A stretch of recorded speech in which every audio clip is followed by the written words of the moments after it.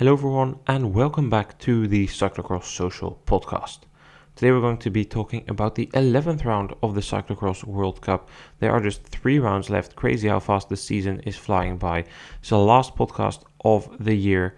Don't worry, we'll be back on New Year's Day with a race in Empel. We're a bit later because Issam, we were both in Hulst today. Thank you for joining me once we both made it home safely to discuss the racing. It was a very nice day out. Yeah, absolutely. Thank you for having me on, and it was great. Actually, you invited me over, and it was a great day out, and the atmosphere there was insane. So it was a lovely day to witness a cyclocross race, and I really enjoyed it. Joined by 23,000 other fans, the atmosphere was electric. It was a long day. I was shooting for the American national team in the morning, the women's junior race and the men's junior race. Extra special that we had a victory in the women's junior race, 4 riders in the top 10 there, 2 riders in the top 10 in the men's junior race. Made it a bit extra special, but I'm wondering, Issam, have your ears recovered from that beer tent which you were standing next to during the men's race? Because boy, that was loud. No, I haven't, but but we have to deal with this. I guess it's it's part of cyclocross, and especially if you go to the Netherlands or Belgium and you visit a race, it was poor placement, I would say, because if you are at the start finish, you don't want to have this music just bouncing into your ears with like the highest decibels. But we will recover. Probably not tomorrow, but somewhere in the next week it will all be good. Yeah, and we didn't do a podcast for Loonhout because the start list quality there was just so poor that we didn't think it was worth it. But whilst I summarize the men's race, you can maybe just think about those tunes of the Tom Boner remix song by Virtual Zone playing. The men's race was not the most entertaining. I mean, the atmosphere was good and the spectators and the incidents were definitely the most controversial part of the day. The first corner was already... Oh, there were the first incidents there. Tom Pidcocks went down, broke his bike, needed to run to the pits. That was pretty much race over for him. He would never feature at the front. He recovered to 25th place. I mean, what more could he do? He got involved in some headbanging on the way, which is not allowed, but it happens quite a bit in racing. It's not the best look for him, but it happens. It was frustrating. It wasn't his day, and it also wasn't the day for Wout van Aert, who had mechanical issues as well. And for Mathieu van der Poel, who took the win in Loonhout yesterday, which was an easy win, it was another easy win with his 2 main rivals out of contention. Van der Poel attacked after some 10-15ish minutes and just stormed off the front. His attack didn't even look that special. He was gone. It didn't take long, and he took the victory and could just cruise. He had a 30-second lead on a Baloise Trek Lions trio. Pim Ronhaar, Joris Nieuwhuis and Lars van der Haar were fighting for second. Elie Iserbyt wasn't there in that battle. He withdrew from the race. He had some issues with his heart rate. It was higher than normal. He's going to the doctor to check that out. But the Baloise Trek Lions duo, they were pacing to keep Van Aert behind, and they successfully did that in the final stages of the race. Nieuwenhuis ended second ahead of Van der Haar and Ronhaar. However, the talk won't be about Van der Poel, his performance, because that was good, although it looked like cruise control just like yesterday. But in the final lap, all the headlines are about Van der Poel spitting in the face of a spectator. Initially, he said in the interview that the spectators, they were booing him and that the booing has been going on for a year now. In Diegem, there was not much from it, but in Gavere, there was quite some booing going on. Guess my positive words from Diegem with the fans behaving better there than the year before backfired. Because, Van der Poel was visibly annoyed, spit in the face. I think it's a bad luck. He shouldn't have done it. Later, there was a story circulating on Twitter where he retweeted a tweet from a spectator, or an ex, I must say these days. But he retweeted, reposted, whatever you want to call it. I don't really know at this point. But anyway, he claimed that one of those so-called spectators threw urine at him. That's disgusting. I could understand the decision a bit more, but it's still a bad look for him, and it seems a bit impulsive. I don't think he should have done it. There's other ways to make your statement instead of, I wanted to make a statement by spitting in someone's face. That's where are we? Kindergarten? I mean, yeah, it's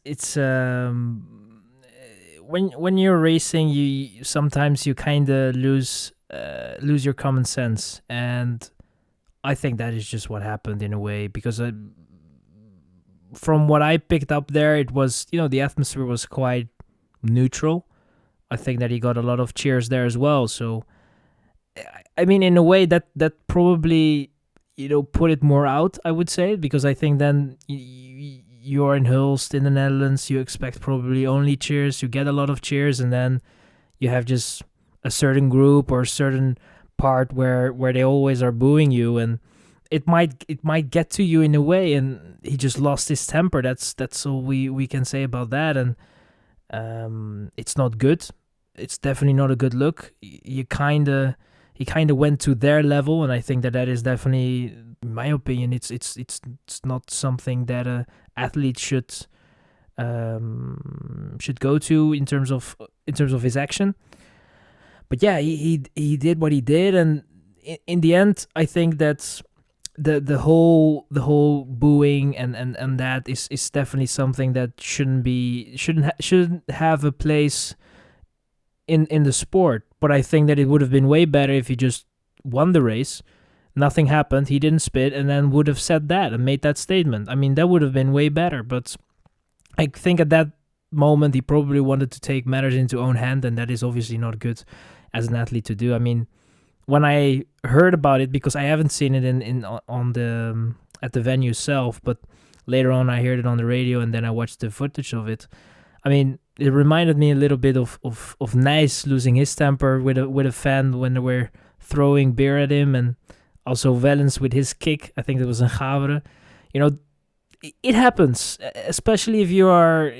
It could be, you could have a very good day, you could have not so good of a day, but it's still just, sometimes you just lose your temper and you lose control, and I think that is just what happened. And I think the only thing that you can do is condemn it, and I think that he will probably in a couple of days, or maybe even at Baal already, apologize and say that it wasn't a great move, and at that time he will come to senses, I would say.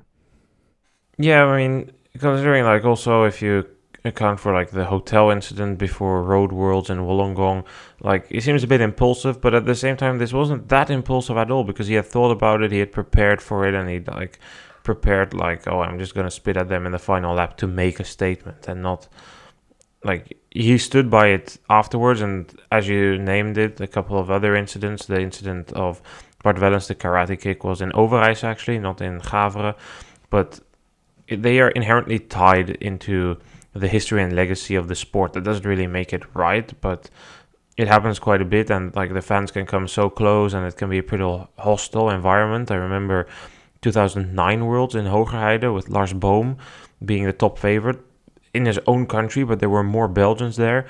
Like the police was seriously worried for riots if Boom would win there, and that was like a super hostile environment there.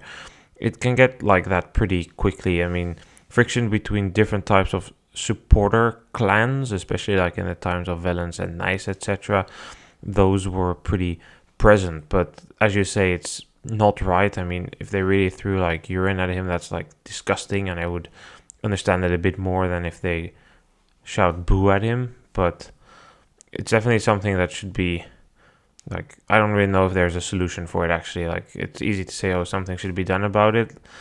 Like, I think this course could have definitely used some double fencing, although with how tiny the venue already is, it would have made it even harder to accommodate the spectators. It was pretty packed.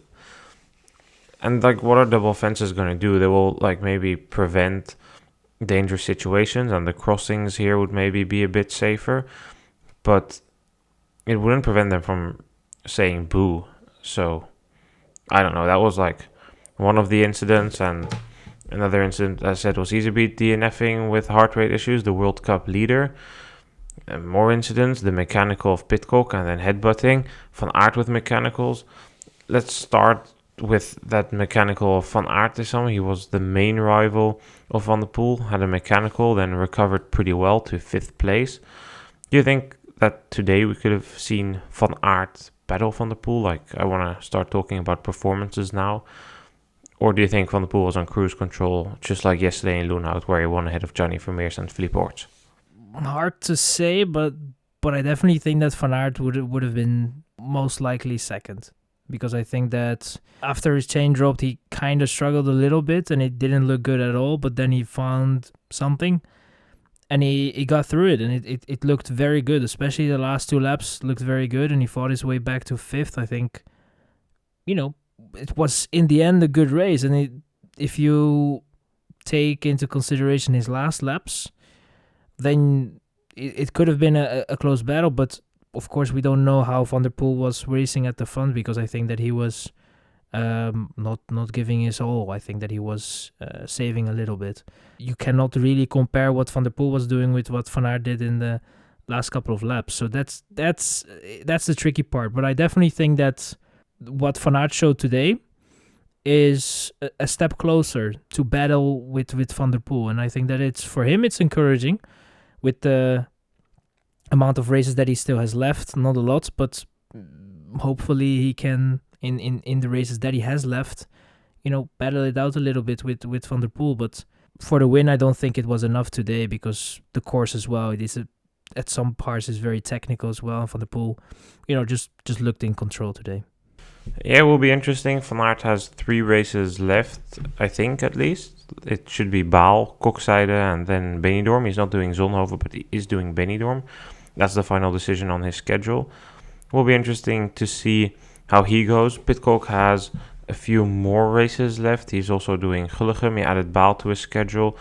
It will also be interesting to see how he did. I mean, for him, we can't say anything. Like, he was involved in that start crash, frustrated, needed to run to the pits. I don't want to talk about that headbutt too much, because I think it happens like quite a bit in races. Like, it's never a good look. It's technically illegal. It's never really enforced. So let's focus on that battle actually for the second place a bit. It's a bit of a mess due to how much has happened here. And at the race, we didn't really get a clear picture. So it's maybe a little less structured than you're used to. But yeah, the Baloise Trek Lions were fighting it out for the second place. Nieuwhuis, Van der Haar, and Ronhaar. That's the order they came in. That team is having a pretty good season, obviously, Issam. It's the development of the riders. We've talked about that in the early season, that they're really taking the benefit from that. Nieuwhuis, after that DNF of Iserbyt, is all of a sudden kind of back in the World Cup fight. He's 35 points behind. He gained 30 points with that second place. Ronhaar is also roughly 35 points behind. It goes a bit more towards 40 for him. Those are like, and even Van der Haar, now I look at it, it's less than 40 points behind. I don't know how serious it is for Iserbyt. I obviously hope it's okay, but with its good race, they relaunched some hopes for the World Cup, overall World Cup, and as well, like, it was just good today. They were all up there. Yeah, absolutely. It looked it looked very strong, and they were the first one behind Van der Poel, and I think that is at the moment the highest achievable at this point if Van der Poel is starting. So it looked very good. I to be honest thought when the 3 crossed the line for the last lap, I thought that Ronhaar would be on the podium with Nieuwhuis, but Van der Haar found something and got himself into 3rd. So it was nice to see them race with each other, and it's a confirmation of what I feel, something that Baloise Trek has done something right to be so good and consistent over the course of this season, or consistent. I think obviously there have been some races where Poel Sauze was definitely stronger, but they have been a very good match, and I think that's great to see, and it's also very good for cyclocross, because we had this thing where the Poel Sauze guys were behind the big 3, and now there is more of competition behind that, and I think that is obviously very good for the sport. And it's good to see a guy like Van der Haar that was struggling for a couple of seasons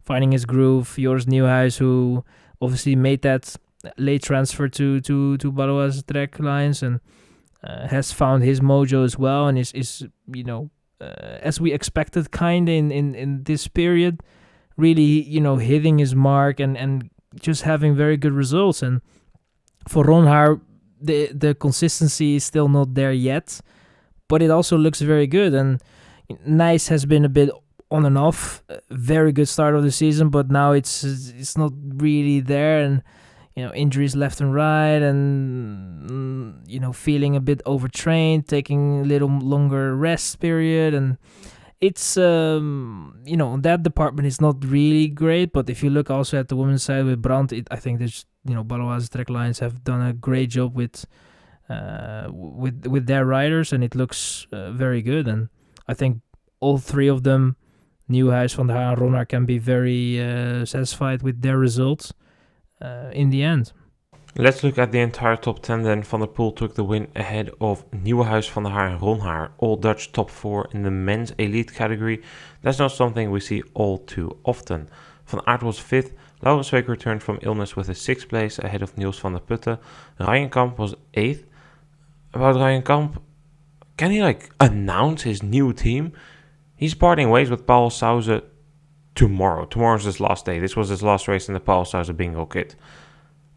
In Baal, he's going to start in a new kit. Can you just announce it to us, please? I would like to know it before Baal, and I guess it will come tomorrow, but it's always so damn late with cyclocross transfers and news. But he beat Michael van Toerenhout, the European champion, again not having a great day, ending 9th. Hubert also, with another pretty impressive result, completed the top 10 in the 10th position. Outside of the top 10, Philippe Oort's 12th place was nice. He got the podium, and Loenhout, as mentioned earlier, was a pretty good race by him. Shame he just couldn't pull ahead of Johnny Vermeers in that race, but that's been good. And for the rest, Cameron Mason, 16th, again, not a great day for him. He's been off for the last couple of days, weeks probably. Has some issues with his back by the looks of it. And for the rest, I was pretty excited in this race to see Leo Bisio race against the elites, but he went down in that crash in the first corner and finished 42nd after that. That's definitely not bad considering the fact that he went down there in the first corner, but I would like to have seen him race in a clean race because he is so talented. In Namur, he got third. He's a first year U23, and then to get the results he's been getting this year, that's super impressive. So I definitely hope to see a bit more of him this season. Let's go and talk about the women's race then. Oh boy, that was a race. If you're wondering why we sound so enthusiastic about it, it's not only because it was the race of the season for the women elite category, it's also because we're recording the women's part a day later. It really got too late after Hulst to record the women, edit everything. So that's why we're doing this a day later. But that doesn't take away any of my enthusiasm about that race because, oh boy, it had so much good parts in it. Pieterse was the only rider from the favorites to have a good start. She drilled it at the front, just like in Gavere, opened the gap. And when I was standing there on top of the wall, I was thinking oh, this is game over. I was hyping Pieterse for this course. I felt like she had to win there on that course. It matched her skill sets perfectly, but it was far from game over. She did have a 15-second lead, but then Van Empel, Brandt and Alvarado had all recovered from their bad start and moved up into 2nd, 3rd and 4th. They were together for a while, keeping that gap at 15 seconds. Pieterse never managed to ride away any further. Van Empel was the first one to be dropped from that group after she crashed in the downhill next to the pond through the windmill. That was game over for her. She wouldn't feature in the battle for the podium anymore. Alvarado and Brandt did. They were jockeying for it. Especially Brandt was putting in a lot of work. The gap came down from 15, 16 seconds. It went down to 8, 7. Then it went back up. Pieterse went into the final lap with a 15-second gap. That was kind of when the gap started expanding again, and we thought, okay, it's game over. But then on one of the numerous off-cambers, Pieterse made a mistake. She slipped, fell down, and lost a chunk of time. That was a sign for Alvarado to go over Brandt, who had done so much work and was tired. Alvarado gave everything she had, and on the run-up she closed the gap to Pieterse.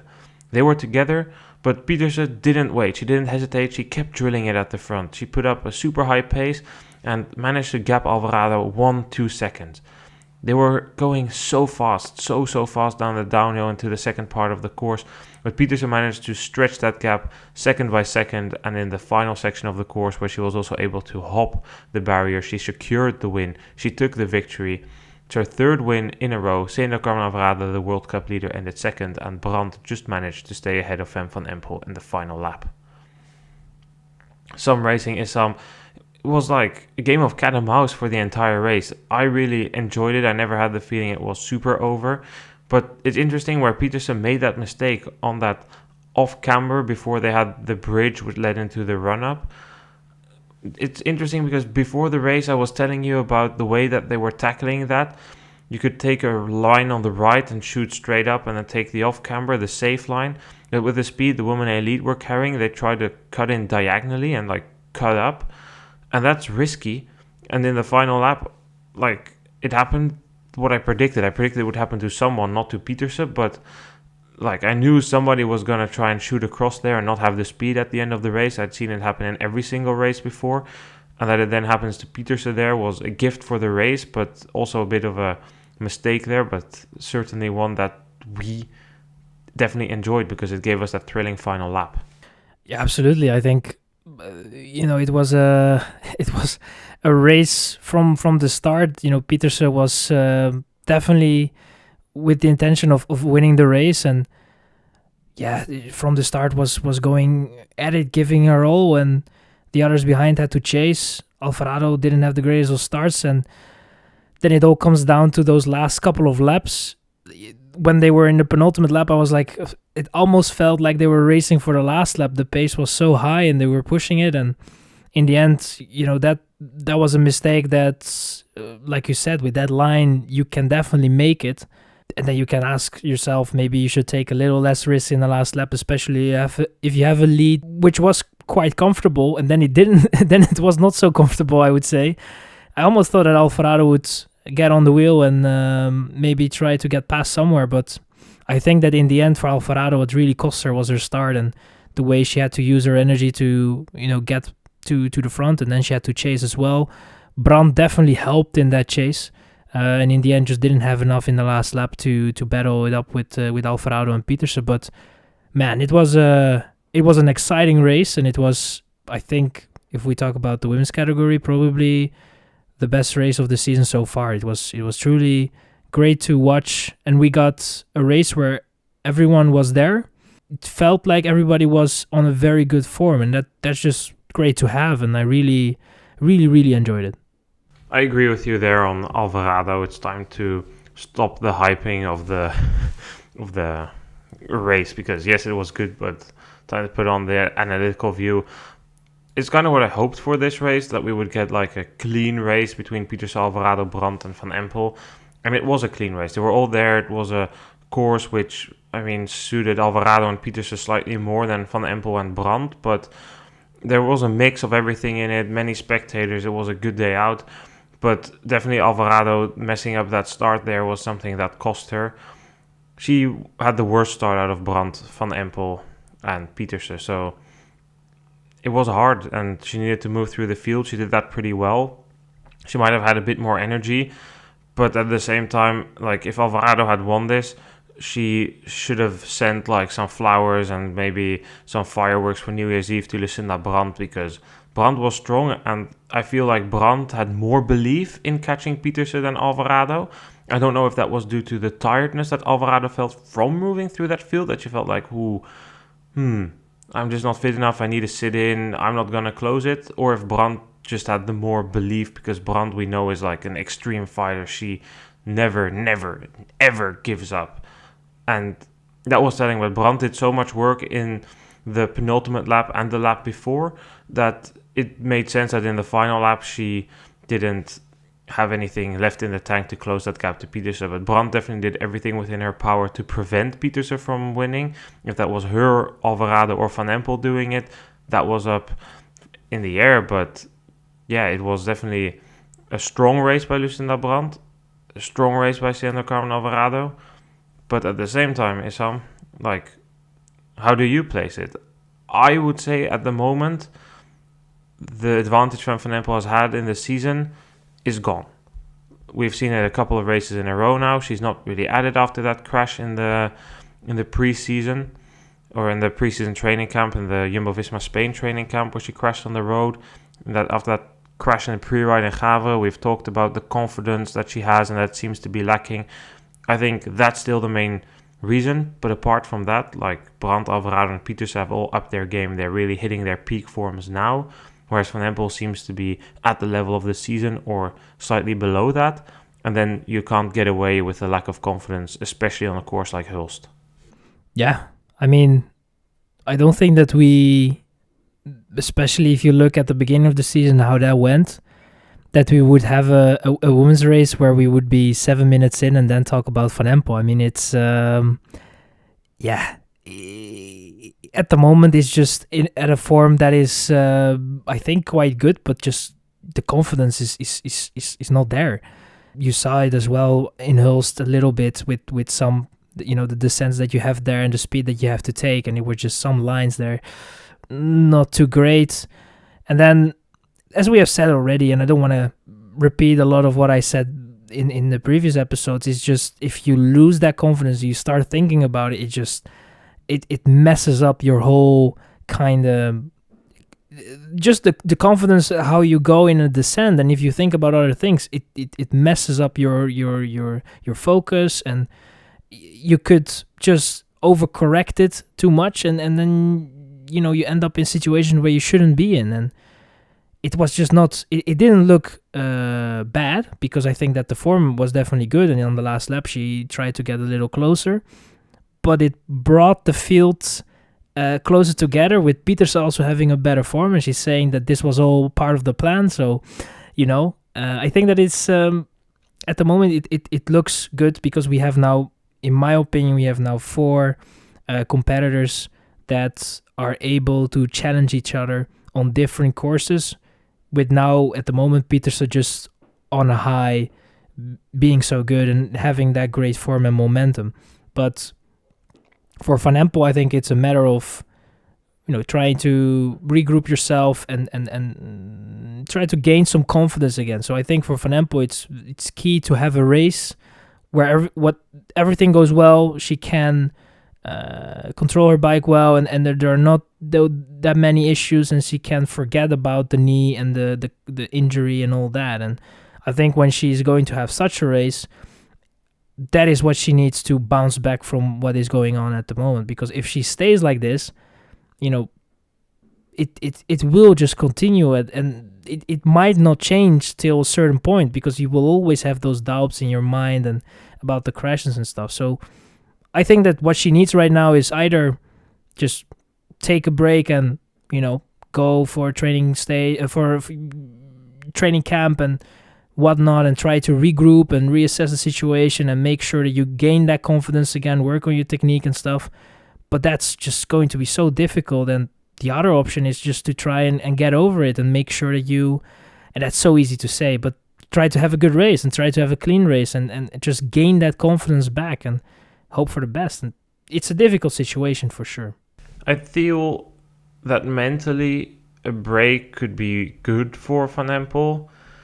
Like, just call it a day after Baal or even before Baal. But on the other hand, it's the best way to regain your confidence is in racing. And like, if you're just going to ride on the road, that confidence on the cross bike isn't really going to come back. But mentally, it seems to be like a bit of a struggle for her.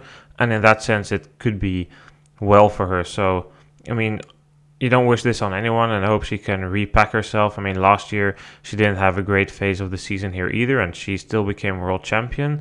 So, yeah, I just hope that she can solve whatever is going on, but it has definitely made the races a lot more entertaining. And just to give an indication, like you mentioned it earlier, the pace was so high. It was blistering. The gap behind Van Empel to Sarah Casasola is nearly 2 minutes. Casasola ended 5th. 2 minutes down. It's like massive. Only 38 riders out of like 75 finished. The pace was high on a course that was nice. There were a lot of spectators. It was nice that like it almost felt like an arena. When Van Empel like crashed, there was like a shockwave going through the entire course. And when Pieterse won, there was like a wave of applause. Like we were all the way on the backside and everyone around us started clapping for Pieterse. Like a lot of the talk has been about the incidents that there have been with the spectators, but I do want to emphasize that it is just a very, very small majority. Even the Belgians, like, okay, well, the Belgians more about Van der Poel than about Pieterse because they care more about the men's race than the women's race. But there was a big round of applause for Pieterse. It was even more packed during the men elite race. There's no Belgian that's no Dutch rider that's more popular in Belgium than Van der Poel. He's like one of the most popular Dutch riders ever in Belgium. And they Van Aert fans, Belgians, also respect Van der Poel. In his final lap, there was a lot of applause. It's just a shame that a couple of people were like messing it up. There's also reports of 2 photographers being pushed into the pond with their equipment. So that's definitely far from ideal. And those hooligans don't belong here. They're not fans. But I just wanted to put the emphasis on that. There's also like a lot of fans out there that made it nice and made it a very pleasant viewing experience for us. Let's look at the entire top 10 then. Behind Pieterse, Alvarado and Brandt, as said, was Casasola 2 minutes down. She overtook Bentveld in the final lap and ended 5th. Bentveld was 6th. Vash was 7th ahead of Marie Schreiber in 8th. Vorst was 9th and Kristina Zemanova completed the top 10. Zemanova also raced in Loenhout the day before. We didn't cover that in a podcast, so I just want to list the top 3 there. That was Kant ahead of Zemanova and Bakker. Pretty good for Zemanova to complete what is a strong period of races, like since Val di Sol's 4th, and then what was it in Zolder 5th, and then a 2nd in Loenhout, and now a 10th here in Hulst with everyone there. It's been going pretty well for her. I again hope that she's picked up by a bigger team. From the riders in the top 10, Issam, anyone who you want to pick out? Casasola, Vash, Schreiber, Bentveld, what do you think? There's plenty of choices. I mean, Casasola, definitely the way how she managed to go through the field, because she wasn't in 5th for a long time. Bentveld was in that position, but she managed, very well to get through the field and finish very strong. But also Bentveld this season has been somewhat of a surprise, the way she has been racing. I mean, we know that she was a talent, but it is just she's exceeding my expectations for sure this season, and it's great to see, because I think that I'm not the only one where she has done that, and it was again a very good race from her side. A bit of a shame that she couldn't hold on to that 5th place, but for a very long time it looked like she was going to finish 5th. But I still think that 6th for her was a very, very solid result. And if you look down behind her, the two of SD Works with Vash and Schreiber, yeah, it's also solid results. I think the course in Hulst is a bit difficult to judge, because while it has a lot of elements that you see on other courses, it is also something that is quite unique, I would say. And it's a lot of turning, a lot of downhills and off cambers, and you have to remount of your bike quite often, and there are some running sections, so it has a lot of elements in the race that you have to endure. And I think that if you look at Vash and Schreiber, it was a very solid race from them. And if you go then to number 9 with Annemarie Vorst, that was, I would say, somewhat reflecting on how her season so far is going. It's not going great, and it was again just to see her racing. It's just, yeah, it's a bit of shame to see where she's at the moment. And I hope, I think that this season for her at the moment seems kind of lost. I don't think that there might be 1 or 2 races where half the field will not show up, and then she will definitely have a chance. But as we hear some shots but no, the fireworks behind me are doing their job. But I think for Vorst it's definitely there are maybe going to be some races where half the field is not going to show up, and then she has a chance to get on the podium or maybe even fight it out for the win. But I think that for this season, to actually be competitive and fight like a field that we had today, starting field that we had in Hulst, to fight for a top 5, is going to be very difficult, and that's just a shame to see. And I hope that she can bounce back from that, and that will probably be hopefully next season. Yeah, I agree with you, Issam, on like the point you made about Bentveld, very, very strong race. Casasola, strong recovery ride on a course that doesn't really suit her. Same about Vassschreiber, good points. And Vorst, it was just painful to watch. This is a rider who was winning races like 4 years ago, and now she's like fighting for ninth. She came close to the world title twice in Dubendorf. She lost the sprint. A year later, after what was a mid-season, she almost became world champion in Ostend. That was like a revival there, and you're like always hoping like, is that level ever going to come back? Because she was up there, she was jockeying it up there with Brandt, she was up there with Alvarado, and it's just season after season that you think like on paper she should be able to do that. She had that revival there in Kokside a couple of years ago where we thought like, okay, Vorst is back, but it's never really come through. And yeah, it's just a bit painful. And the same goes for Betsma, who ended 17th. Like, it's just like painful to see like riders who've been that high up end up here. And like watching Kant the past few seasons was also painful, which is why I like love that rebound that she's managed to repack herself, win in Loenhout. Okay, not the most stacked field, but like in those 3 races she did, Zolder, Diegem and Loenhout, she got good results. She's really getting back at it, and that's really nice to see. And for Betsema and Vorst, it's waiting for the fields to be less packed, but that's not going to happen in Hulst with everyone here. It's just clear what their level is, and it's just not great. Few other riders I would still like to mention just outside of the top 10. Zoe Backstedt, 13th. She completely collapsed in the final lap and a half of the race. She was up there with Vash and Schreiber in the penultimate lap, but fell to 13th. I don't know if she crashed, but definitely a course that's way too technical for her. She was suffering a lot. She almost got overtaken by Eva Holmgren, who had a very good final lap. It was a good race for the Canadian national champion, her sister, twin sister, and Pan American champion, Isabel Holmgren. She raced her first European race of the season. She ended 25th. She has had a stomach flu before, so that's why she started a bit later than her sister.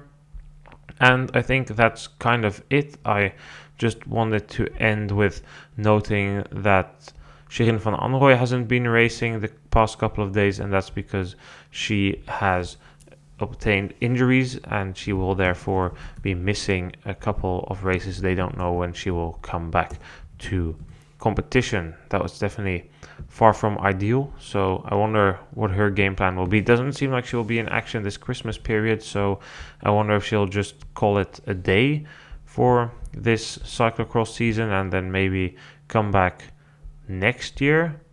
But yeah, it's gonna be interesting. Well then, Issam, we've completed it. Final podcast of the year. Thank you for talking about Hulst. Yeah, no worries. And yeah, it's the final episode of 2023, and hopefully many more in 2024 and the years that will come after that. So I wish every listener a very already in advance and happy new year, and we will be back in Bouw, huh? Yeah, tomorrow. So happy new year, as Issam said to all of our listeners, and we will be back tomorrow with a podcast about Bouw. Thanks for listening, and goodbye.